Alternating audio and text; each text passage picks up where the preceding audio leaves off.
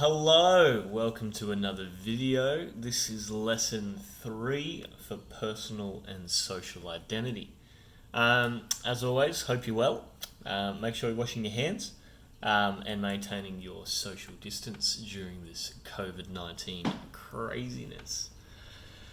Alright, so as usual, get your books, pens, highlighters, syllabus, concept cards, the whole shebang bong. Get them all out and we'll get started. So the dot point we're looking at today is on page 31 of your syllabus. It is indeed the first dot point there. So the development of personality, self-awareness and self-concept. These are sort of the main things we're going to be looking at today. So make sure you highlight that, chuck the date on there as well, and we'll get stuck in. So personality, what is it? So if you go to slide 2, you got your subheading there, and then your 3 paragraphs of notes. Get those down, I'll talk you through it. Here we go.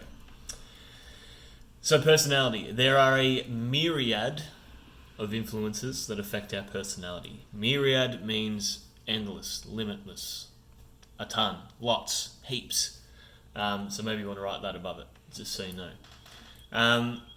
So there are so many things that influence our personality. If we look at just our agents of socialization alone, like we have the past 2 lessons, if you look at family, peers, social media, school, culture, beliefs, values, gender, sexuality, all of these things shape your personality. Now, how is identity and personality different?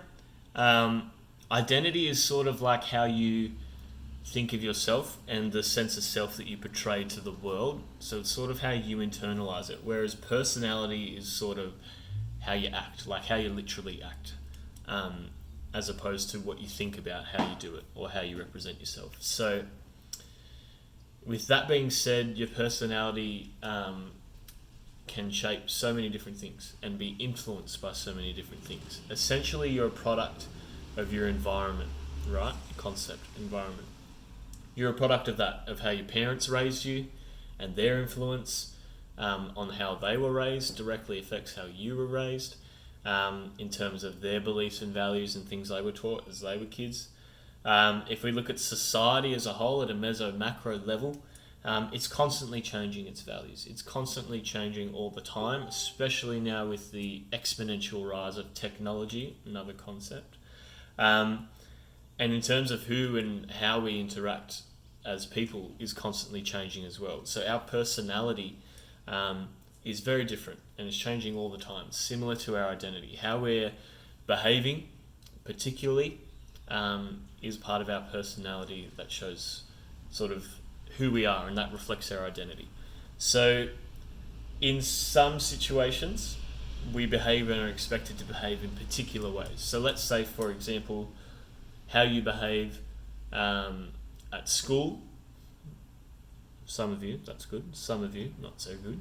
But generally how you behave at school is very different to how you behave elsewhere, right? But in some ways it's very similar too. So in terms of how it's different, you're not going to line up, before you go into your bedroom at home. You're not going to put your hand up to speak at the dinner table when you're sitting with your family having dinner. Or you're not going to put your hand up to speak if you're chatting amongst your friends, okay? I mean, if you do, I respect that, but you probably won't. So in terms of that sort of basic fundamental behaviour is very different there. So that's in a meso setting. In a micro setting, how you behave and act around your grandparents. Generally, I'd like to think you're very polite and respectful. You might talk a little louder because they might be deaf. You might be more animated in how you talk. You might laugh and cackle at their weird jokes that aren't funny or are funny, and you know what I mean. And then how you would engage with them could be very different to how you engage with your siblings, okay? And if you don't have siblings, how you would engage with your parents, okay? So it's very different in terms of the personality around different people as well. In other situations, you might behave similarly though. So say, for example, how you behave at school, lining up, being respectful to sort of teachers or people you're not super comfortable with. I would hope you would do the same in other meso circumstances, like say if you're at Coles, you know, you line up and wait to be served.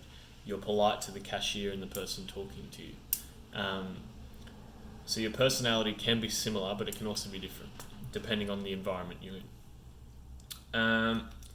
So that sort of personality. What I want you guys to do this lesson is there's an online personality test you can do, developed by leading psychologists. So it's called the 16 personalities. So on slide 3, I've got the link to the website there. I want you to click that and complete all of it. Make sure you do. It's actually really cool to see sort of where you sit.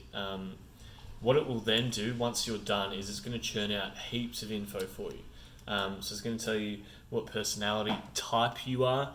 It's going to look at like famous people that have the same personality type as you, because they've all done this test as well. It's going to look at like your traits, your qualities, your behaviors, all those sorts of things. It's really quite cool. So in slide 4, what I've got down are 5 sort of instructions and things and information that I want you to get from that personality quiz when you're done. So if you go to slide 4 now, I want you to record your personality type in your book. Tell me what you are. There's 16. And they're sort of categorized in groups into certain sections as well. I want you to, number 2, I say write down percentages. What I mean by that is it will say that you are like, it might say you're 60% this personality type, you're 22% this, 30% this sort of thing. So I want you to write down all the percentages of each that you are, so I can sort of gauge where you're at. 3, I want you to list famous people that are similar to you. That's a really cool, fun activity. See if you're actually a fan of any of those people or if you hate them. It could be funny or interesting. I then want you, for question 4, to summarize your personality type in 5 sentences. Okay, so I want this to be a fairly detailed paragraph here of you summarizing your personality type according to this quiz. I then want you to compare this test. Next question question 5 is to whether you agree or disagree with the personality type that they have prescribed to you. So I want you to tell me things that you think are spot on, or things that are different. Now, about 90% of people find that it's pretty spot on. There might be 1 or 2 elements, but as a whole, it's usually pretty bang on. So do that. And then question 6, I want you to compare this test with that self-concept handout I gave you last lesson. So in lesson 2, you did that mind map, who am I? You looked at your interests, your values and beliefs, your personality and things like that. I want you to compare them, and I want you to think, does what this quiz say about my personality reflect the identity that I think is my inner self? So that'll be interesting to see. Once you've done that, you're all done. You've just got your summary task to do, which is slide 5, and is the following. How might our mood, so our emotions, circumstances, sort of what we're going through in life, and the expectations of others influence who we are? Okay, so give that question a crack. As always, take photos of your work, upload it to Classroom as proof that you are complete, and yeah, that's it. I'll see you in the next video. Thanks, guys. Peace.